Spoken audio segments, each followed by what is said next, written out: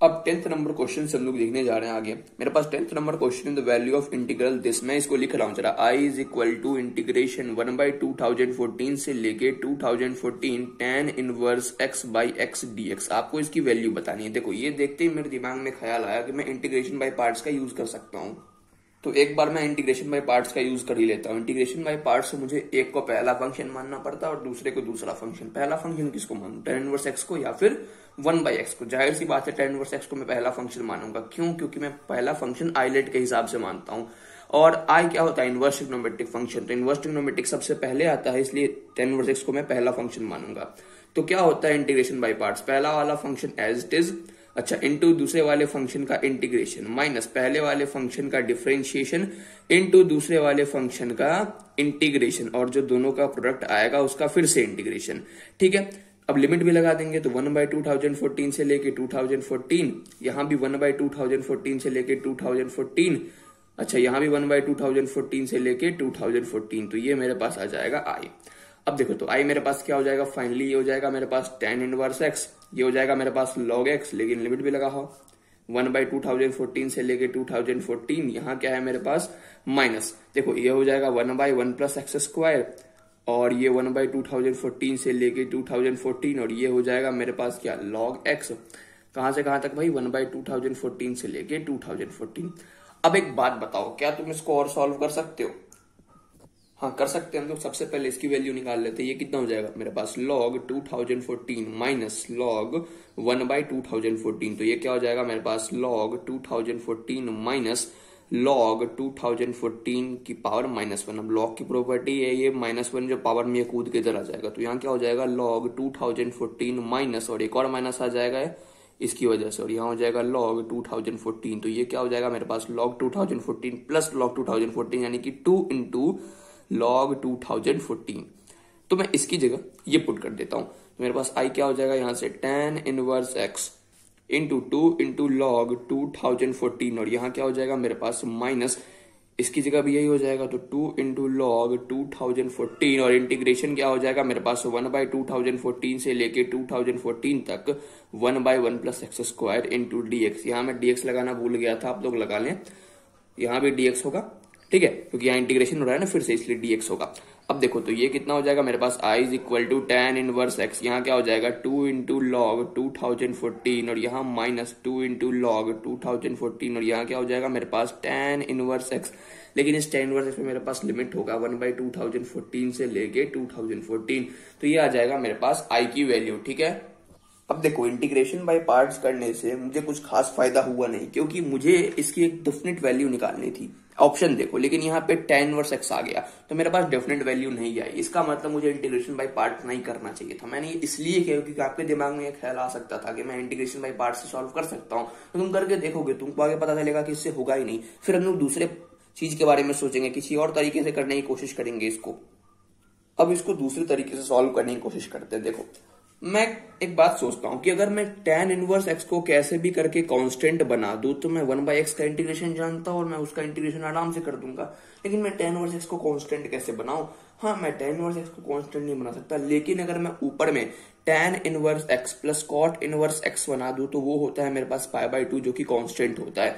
तो मैं इस बारे में सोचूंगा कि कैसे भी करके मैं ऊपर में cot इनवर्स x बना दूं। अच्छा एक काम करता हूं, मैं इसके लिए x को 1/t पुट करता हूं। x को मैं 1/t क्यों पुट कर रहा हूं? क्योंकि मेरे पास जैसे ही x की जगह मैं 1/t यहाँ रखूंगा, तो मेरे पास tan इनवर्स 1/t किसके बराबर आ जाएगा, cot इनवर्स t के। अच्छा ये कैसे आया? एक काम करो, tan इनवर्स 1/t को तुम z के बराबर रिज्यूम कर लो, तो यहाँ से मेरे पास 1/t क्या हो जाएगा, ये हो जाएगा मेरे पास tan z, तो मेरे पास t क्या हो जाएगा, cot z, तो मेरे पास फिर से z क्या हो जाएगा, z हो जाएगा मेरे पास cot इनवर्स t। लेकिन मेरे पास z था क्या, z था मेरे पास tan इनवर्स 1/t, तो tan inverse 1/t cot t के बराबर होगा। अच्छा एक बात बताओ, अगर मैं दोनों साइड यहाँ डिफरेंशिएट करूंगा, तो मेरे पास dx किसके बराबर हो जाएगा, -1/t स्क्वायर इंटू dt के बराबर। मानते हो इस बात को? अच्छा अब ये लिमिट कहां से कहां तक हो जाएगा? अब ये लिमिट 1/2014 से 2014 नहीं होगा, अब ये हो जाएगा 2014 से लेके 1/2014। अच्छा ऐसा क्यों? क्योंकि देखो पहले x था मेरे पास 1/2014 से लेके 2014, लेकिन अब t है। t क्या है, 1/x, यानी कि 1/2014 से लेके 1/2014, यानी कि 1/2014 क्या हो जाएगा, 2014 से लेके 1/2014। ठीक है, अब देखना tan इनवर्स x तो मेरे पास हो गया cot इनवर्स t, और देखो x क्या हो जाएगा, यहां से x हो जाएगा मेरे पास 1/t। ठीक है, नेक्स्ट को हम लोगों ने 1/t एज्यूम कर रखा था, यहाँ 1/t, और यहाँ dx की जगह माइनस dt/t²। देखो t² का एक t से ये t का। अब यहां तक आने के बाद हम लोग डिफरेंट इंटीग्रेशन के प्रॉपर्टी का यूज करेंगे। डिफरेंट इंटीग्रेशन का एक प्रॉपर्टी है मेरे पास, मान लो इंटीग्रेशन दे रखा है मेरे पास a से लेके b fx का, तो वो बराबर होगा उसी फंक्शन का इंटीग्रेशन के निगेटिव टाइम्स, लेकिन इस बार लिमिट a से लेके b नहीं, b से लेके a हो जाएगा। इसी का हम लोग यहाँ पे यूज करते हैं। तो i क्या हो जाएगा मेरे पास, एक माइनस पहले से था और एक और माइनस आ जाएगा, और यहाँ हो जाएगा 1/2014 से लेके 2014, लेकिन हो जाएगा यहाँ पे cot inverse t/t into dt। तो ये माइनस माइनस प्लस हो जाएगा, तो i हो जाएगा मेरे पास 1/2014 से लेके 2014 तक integration of cot inverse t/t into dt। अब देखो मेरे पास ओरिजिनली i क्या था, ओरिजिनली i मेरे पास ये था, और ये मेरे पास फाइनली बाद में i आया है। लेकिन मुझे बनाना क्या था, मुझे बनाना था tan inverse x plus cot inverse x, ताकि ये π/2 में कन्वर्ट हो पाए। ठीक है, तो हम लोग अब डिफरेंट इंटीग्रेशन की एक और प्रॉपर्टी का यूज करते हैं।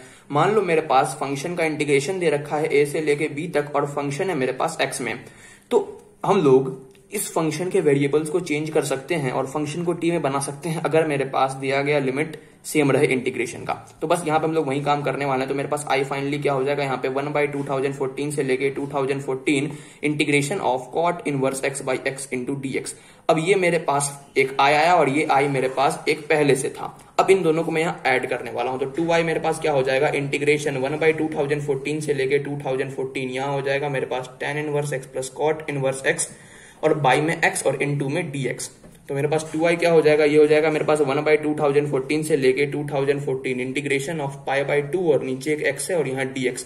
तो 2i क्या हो जाएगा मेरे पास, देखो π/2 तो बाहर हो जाएगा, और 1/x dx का इंटीग्रेशन हो जाएगा log x, और यहाँ आ जाएगा मेरे पास 2014 ऊपर में और 1/2014 नीचे में। तो यहाँ मेरे पास 2i क्या हो जाएगा, π/2, यहाँ हो जाएगा मेरे पास log 2014 और माइनस log 1/2014। ठीक है, तो 2i मेरे पास हो गया, यहाँ से देखो 2i हो गया मेरे पास π/2। अब log 2014 माइनस log 2014 की पावर -1। अब ये -1 कूद के इधर आ जाएगा, क्योंकि log की प्रॉपर्टी है ना, जो पावर में होता है वो कूद के इधर आ जाता है, तो यहाँ माइनस माइनस आ जाएगा, तो माइनस माइनस प्लस हो जाएगा। ठीक है, समझ गए होगे उम्मीद करता हूं। अगर नहीं समझे तो अगले पेज में समझा रहा हूं मैं। देखो मेरे पास log की प्रॉपर्टी है log बेस b, और अगर a की पावर -c है तो ये -c कूद के इधर आ जाएगा, और ये हो जाएगा -c into log a base b। ये log की प्रॉपर्टी है, आप लोगों ने ये पढ़ा होगा। बस हम लोग यही सेम काम यहाँ पे कर रहे हैं। बस यहाँ पे -c की जगह -1 है, तो -1 कूद के इधर आ जाएगा, तो यहाँ क्या हो जाएगा मेरे पास π/2, यहाँ हो जाएगा मेरे पास log 2014 माइनस, और एक और माइनस आ जाएगा, ये जो कूद का है वो वाला, और यहाँ पे log 2014 और ये 2i, तो 2i किसके बराबर हो जाएगा, π/2।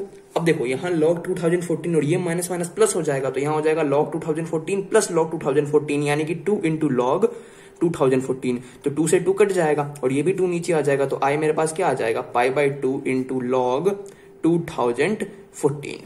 ठीक है, तो यही मेरे पास i की वैल्यू आ जाएगी। तो कौन सा ऑप्शन सही हो जाएगा, बी वाला ऑप्शन सही हो जाएगा।